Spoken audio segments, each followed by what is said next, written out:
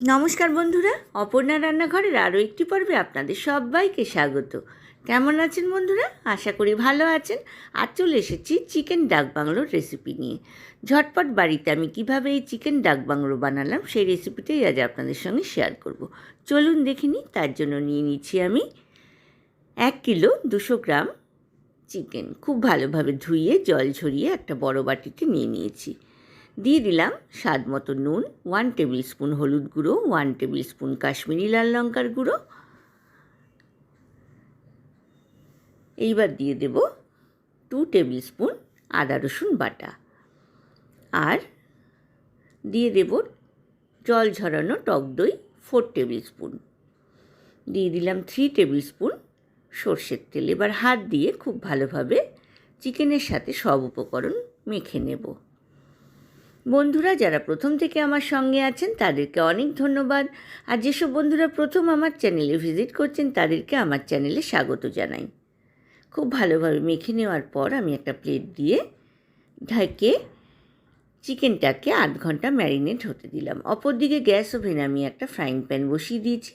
তাতে আমি কিছু শুকনো মশলা ড্রাই রোস্ট করে নেব।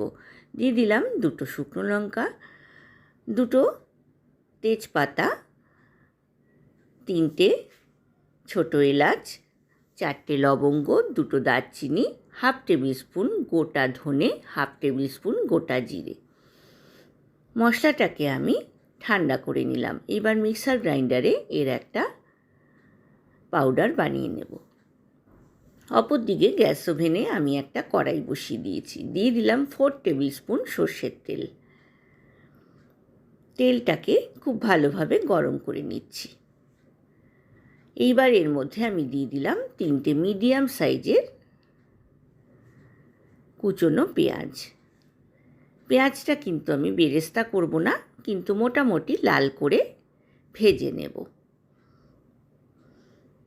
পেঁয়াজটা নরম হওয়ার জন্য দিয়ে দিলাম 1 চিমটে নুন। ঢাকনা দিয়ে পেঁয়াজটাকে হতে দিলাম 10 মিনিট। গ্যাসের ফ্লেমটা কিন্তু আমি মিডিয়াম টু হাই রেখেছি। এইবার ভাজা পেঁয়াজটাকে আমি একটা বাটির মধ্যে তুলে নিচ্ছি। ঠান্ডা হলে পেঁয়াজটাকে আমি বেটে নেব। কড়াইতে আবারও 4 টেবিল স্পুন সর্ষের তেল দিয়ে দিলাম। এইবার 4টে সেদ্ধ করা ডিম আমি নুন হলুদ মাখিয়ে রেখেছিলাম, 4টে ডিমকে ভেজে নিলাম। ওই তেলের মধ্যে আরও 2 টেবিল স্পুন সর্ষের তেল দিলাম। এইবার 7টা আলুকে আমি অর্ধেক করে কেটে রেখেছিলাম নুন হলুদ মাখিয়ে। এইবার ঢাকনা দিয়ে 10 মিনিট ধরে আলুগুলোকে লো টু মিডিয়াম ফ্লেমে ভেজে নিলাম। মোটামুটি কিন্তু আলুগুলো সেদ্ধ হয়ে গিয়েছে। আলুগুলোকে তুলে একটা প্লেটের মধ্যে ঠান্ডা হতে দিলাম। পেঁয়াজটা ঠান্ডা হয়ে গিয়েছে। আমি মিক্সার গ্রাইন্ডারে এর একটা পেস্ট বানিয়ে নিলাম। 8 ঘন্টা হয়ে গিয়েছে। এবার আমি ম্যারিনেট হওয়া চিকেনের মধ্যে পেস্ট করে নেওয়া পেঁয়াজটা দিয়ে ভালোভাবে মেখে নিলাম। এইবার কড়াইয়ের মধ্যে যে অবশিষ্ট তেলটা রয়েছে আলু ভাজার পর, তার মধ্যেই আমি অল্প অল্প করে চিকেন দিয়ে দিচ্ছি। বন্ধুরা রেসিপিটা ভালো লাগলে লাইক কমেন্ট শেয়ার করতে কিন্তু ভুলবেন না।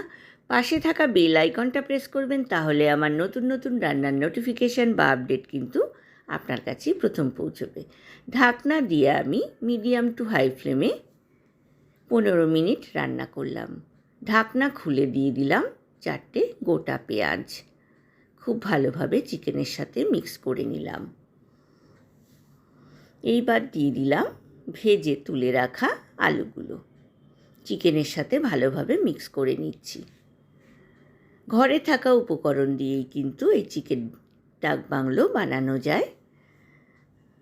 এইবার আমি চিকেনের মধ্যে দিয়ে দিলাম ড্রাই রোস্ট করে নেওয়া মশলার পাউডার, 2 টেবিল স্পুন এখানে মশলার পাউডার আমি ব্যবহার করেছি। ঢাকনা দিয়ে আমি আরও 15 মিনিট লো টু মিডিয়াম ফ্লেমে হতে দিলাম।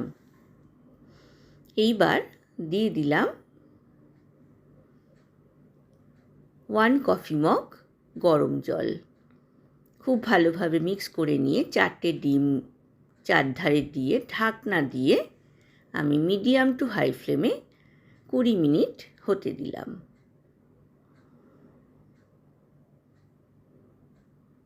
আমি এখানে অ্যাড করলাম আরও হাফ টেবিল স্পুন কাশ্মীরি লাল লঙ্কার গুঁড়ো।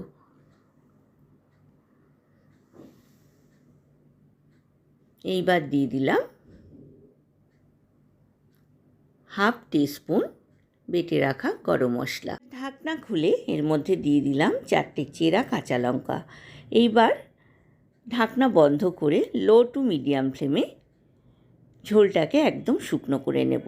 চিকেন ডাক বাংলো কিন্তু অলমোস্ট ডান। আমি সার্ভিং বলে সার্ভ করে দিয়েছি। বন্ধুরা, আশা করি আজকের রেসিপিটা আপনাদের ভালো লেগেছে।